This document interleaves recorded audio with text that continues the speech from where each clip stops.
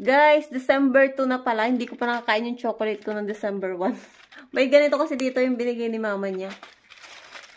Kailangan dito kakainin mo, ano siya, everyday, isang piraso. So, yung meron akong December 1, ayun siya. Yung December 1 ko, hindi ko pa nakakain. Ay, paano ba ito tanggalin? Nakadikit pala siya. Tapos, yung December 2 ko, dito. Everyday isa.